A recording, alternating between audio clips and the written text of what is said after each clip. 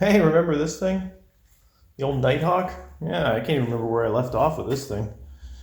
But here's an update for you. Oops.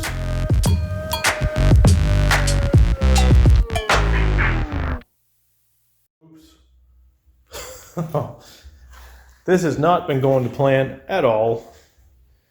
We've got a nice table of destruction here. We've got this sitting here.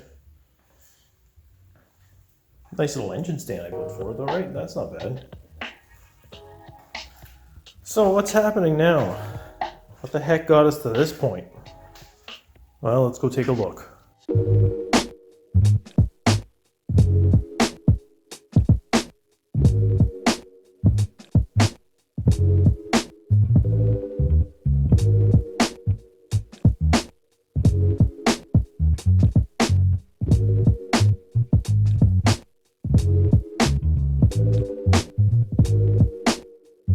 So at this point, all the valve work was done. I'd received my shims, the adjustments were complete. So everything got reassembled, and just as I feared, still no compression in 2 cylinders. So I had another one of those moments where I decided that's it, we're done, it's over. But of course, by the next morning, I was back into it again. So then began the teardown. I fooled myself into thinking I was just going to unbolt the head, lift it up, have a look at the valves, and call it a day. Probably decide right there it was too much and we were done. And once we got that head lifted off, we confirmed that those valves were awful. They were totally burnt to a crisp. Here's the exhaust valves. And the ones we've got bagged up here are the culprits. Oh, what is that? That doesn't look right at all, does it? Terrible. So I guess now we know where all of our compression went, right? Right at those little holes. So that's where we're at with that. The engine has to come out just to lift the cylinder head off. Now, the way the engine sits in this bike, the cylinder head cannot be removed while the engine is still in the frame. I tried pulling some of the studs out of the case so I could sort of cheat and take it out that way, but some of them weren't coming out safely. I didn't trust them. So again, we repeated the whole "that's it, we're finished" thing, and then got on with removing the engine.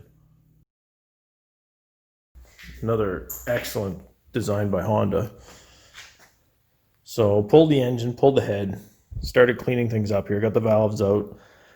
I think I've got a source for new valves, aftermarket of course. Everything's discontinued for this thing, right from Honda anyway. It looks like the valve seats are salvageable. I think I'm going to be able to just lap some new valves into it. That should be good. Then start reassembling and maybe get to the point we should have been at in the very beginning where I just had to, clean some carburetors and run this thing. That never seems to work out right though, right? So right now I'm in the process of ordering those valves. While I get that done and clean some more, get ready to reassemble this once that stuff shows up. Then for the bike, we've got the brakes rebuilt on it so far. Besides that, I'm never going to get a better time to maybe clean up some of this rust. Maybe clean it up and hit it with a can of spray paint or something. I'm not really crazy about, making this thing look fancy or anything, but when else are you going to have this kind of access to a bike, right? Once the engine's out of the way. So, still got to clean this thing up. I've got a speedo cable, half-ass installed. That's just hanging there, really. Choke cable, clutch cable, stuff like that. Tires, obviously.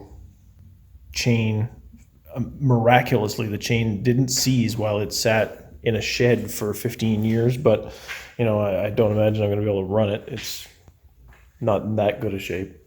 The front forks for this year are going to be probably left alone. I'd imagine a whole lot of this stuff is going to be left alone this year. If I can just get that engine back inside the bike and running, I think that's going to be a pretty big success just for this year. So yeah, that's where Project Nighthawk sits. Oh, and I almost forgot another dumb surprise after I got this thing apart. The cam chain tensioner totally broke. imagine that wasn't helping the way it was running at all either. So, that's it, I guess. We'll do another update here in a little while, and hopefully it's full of good news.